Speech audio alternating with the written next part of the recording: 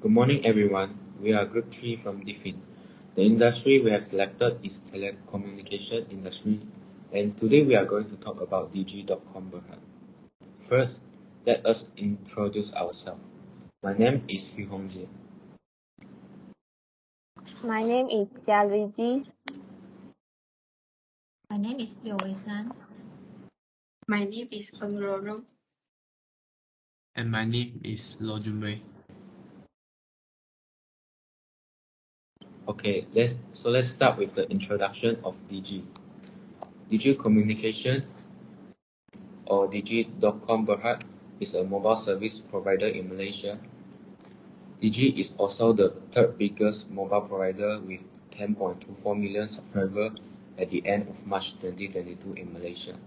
On 24th May 1995, Digi was the first telco to introduce and run a fully digital cellular network in Malaysia.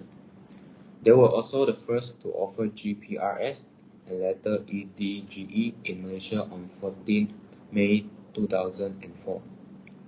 After extensive conversation that took place 2 months earlier, Axiata, Telenor, and Digi decided on 21st June 2021 that Celcom and Digi might unite to become a stronger carrier in Malaysia. By the second quarter of 2022, if allowed, the merger will have been finalized.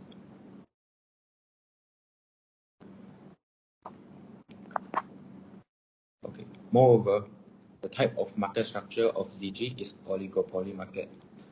It is also known as a market characterized by a small number of firms who realize they are interdependent in their pricing and output policies. The number of firms is small enough to give each firm some market power. For example, Maxis, Celcom, and U Mobile. There are 4 characteristics of oligopoly market. The first one is limited sales. There are few sellers dominate all or the majority of the market sales. The next one is the entry level obstacles. It is challenging for a small startup company to compete in an oligopoly market.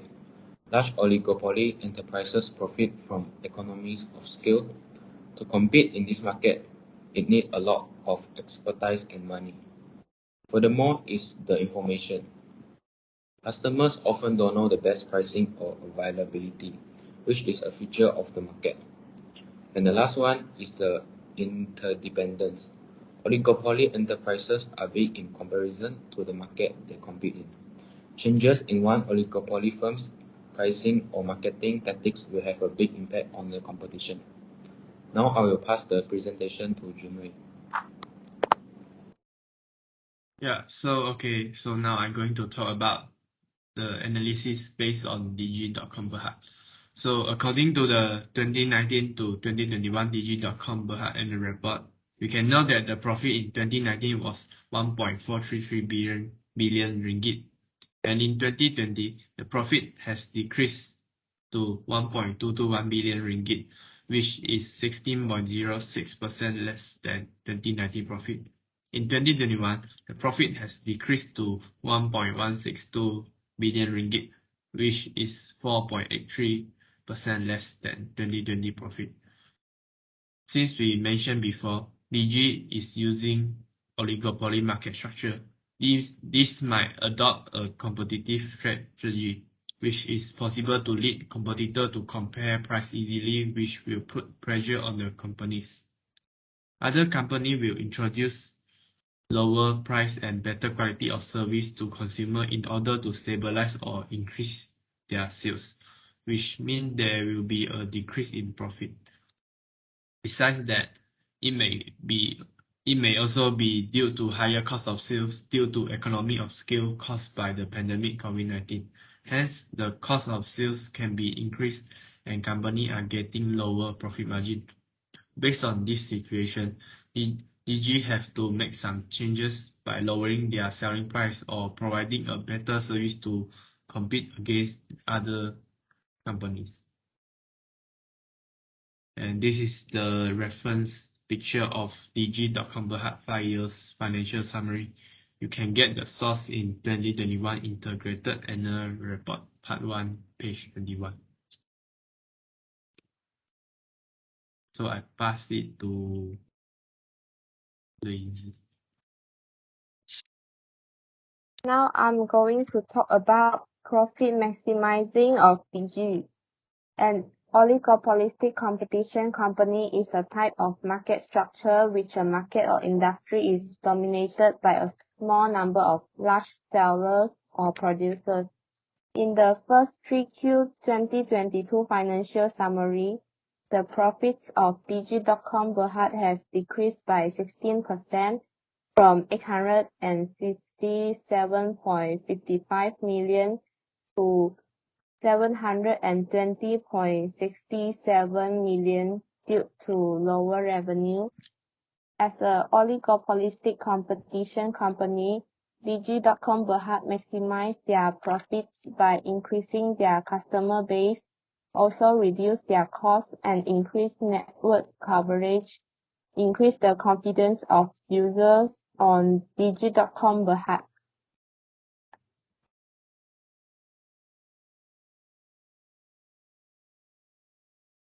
Next, the following is long-run equilibrium. Oligopoly marketplaces have the potential to generate economic gains over the long run. On the other hand, a dominant firm market share will eventually decrease. Profits will continue to entice new companies to enter the oligopoly market. Entry-level enterprises experience decreasing marginal costs. The dominant firm's profitability also decreases. The ideal pricing approach takes entrant firms' responses into account. Some companies may choose to adopt innovation as a strategy for retaining market dominance. For instance, Shell gasoline is advertised as cleaning the fuel injectors and engine valves. However, preserving the market share of the dominant firm with this improvement is typically not very successful. Now I'm going to pass to my group member Wei San. Now I'm going to talk about theory of abnormal profit. In the field of economics, supernormal profit and excessive profit are other names for abnormal profit. The excess profit a company produces over the bare minimum requirement to be in operation is what is known as abnormal profit. Entire revenue less total cost equal abnormal profit.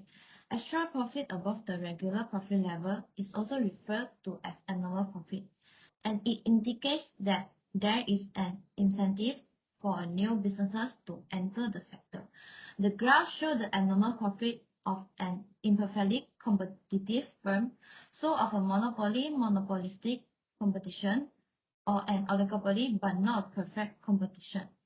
At price C, the marginal revenue intercepts marginal cost at a point lower than the average total cost. This means that firm is earning a revenue and profit that is covering all the necessary costs.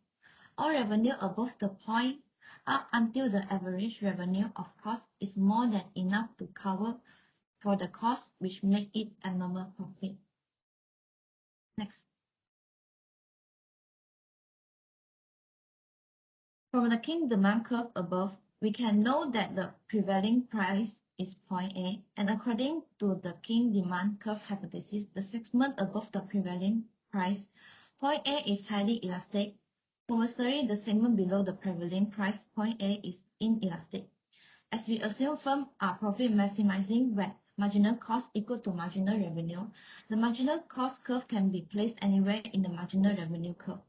If the price rises, the marginal cost will rise and the profit maximizing level of output will decrease. And if the price falls, the marginal cost will fall and the profit maximizing level of output will increase. However, in the marginal cost crosses the marginal revenue in the vertical section of the King demand model, a change in cost will not change the profit maximizing level of output or the profit maximizing price.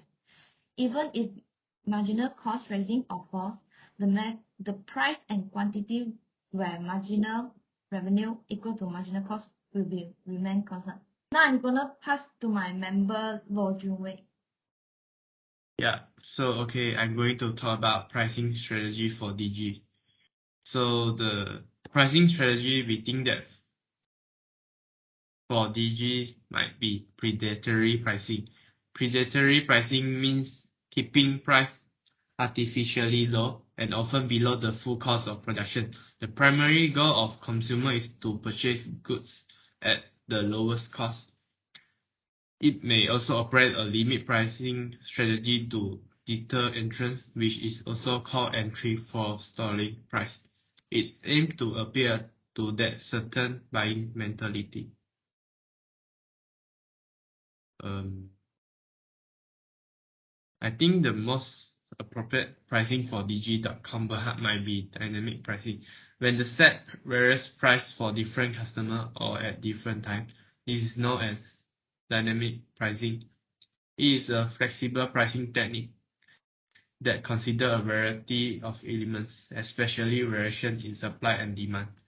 This pricing strategy will permit pricing to reflect the demand for the good or service in the market, and it is easy to reveal more information about consumer demand and purchasing trends.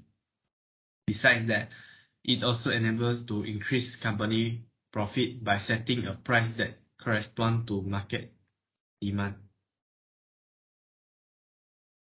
So I'm going to pass to my groupmate Roro.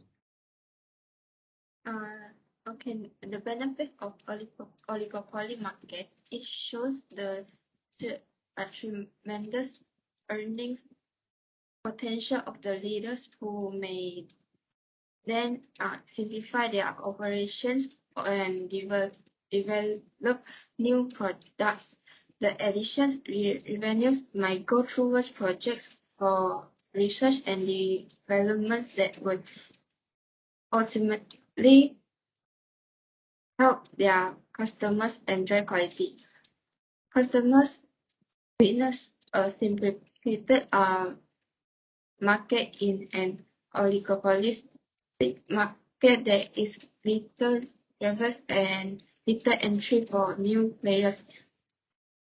This implies that clients will have fewer options to choose from when looking for the fitness products. The benefit of oligopoly structure is higher profit since it is a market with a small number of entire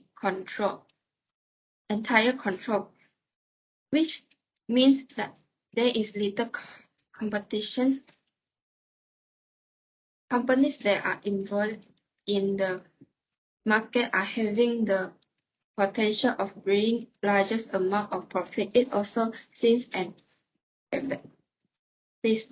advantage for shareholders as they could get satisfactory profit from their investment.